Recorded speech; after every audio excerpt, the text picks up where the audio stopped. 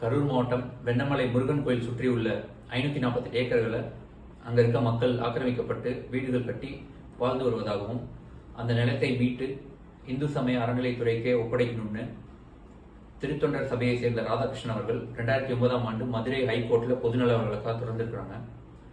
அந்த வழக்கு விசாரிக்கப்பட்டு அந்த நிலத்தை எல்லாம் மீட்டு இந்து சமய அறநிலைத்துறைக்கே ஒப்படைக்கணும்னு ஹைகோர்ட்லேருந்து தீர்ப்பு வந்திருக்கு. இந்த தீர்ப்பு பல நாட்கள் ஆனாலும் சமீபத்தில் அந்த நிலத்தை மீட்க வந்த அதிகாரிகளிடம் மக்கள் வாக்குவாதத்தில் ஈடுபட்டு அந்த வெண்ணமலை முருகன் கோயில் வாசல்லையே போராட்டத்தில் ஈடுபட்டிருக்காங்க. அந்த மக்கள் கேட்கறது என்னன்னா, இந்த இடத்துல வசிப்பதற்கு அரசாங்கம் எங்களுக்கு குடும்ப அட்டை கொடுத்துருக்கு, பாஸ்போர்ட் கொடுத்துருக்கு, ஆதார் கொடுத்துருக்கு, இந்த இடத்து பேரில் பேங்க்ல லோன் வாங்கியிருக்கோம், அது இல்லாமல் மின் இணைப்பு கொடுக்கப்பட்டிருக்கு.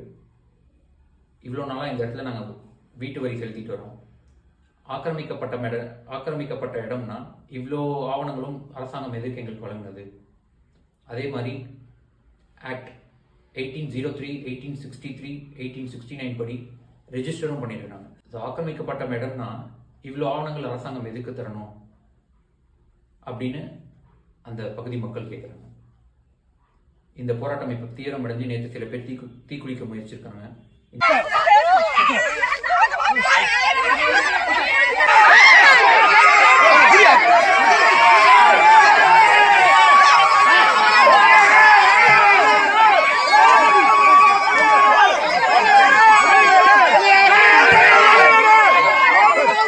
இன்னைக்கு சாலை மறியலில் ஈடுபட்டிருக்காங்க.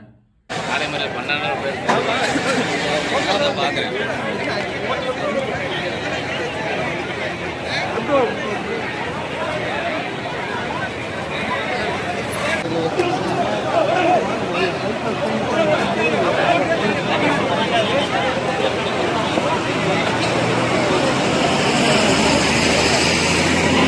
இந்த போராட்டத்தில் கரூர் எம்பியான ஜோதிமணி அவர்களும் தாவேகா தலைவர்களும்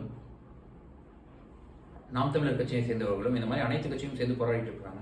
முன்னாடியே சொன்ன மாதிரி இந்த தீர்ப்பு பல நாட்கள் ஆனாலும் இதுக்கு ரொம்ப நாட்கள் முன்னாடியே சில கடைகளுக்கு சீல் வைக்கப்பட்டதாக கரூர் மக்கள் சொல்றாங்க. அங்க இந்த இடத்துல அவங்க தொடர்ந்து வசிக்கணும்னா ஒரு ஸ்கொயர் ஃபீட்டுக்கு குறிப்பிட்ட தொகை அவங்க வாழ்நாள் ஃபுல்லாக செலுத்தணும் அப்படின்னு சொல்றதாகவும் அங்க கரூர் மக்கள் சொல்றாங்க. இதுல கொடுமை என்னன்னா, அதுல முக்காவாசி பேருக்கு பட்டா கொண்டு கொடுத்துருக்காங்க.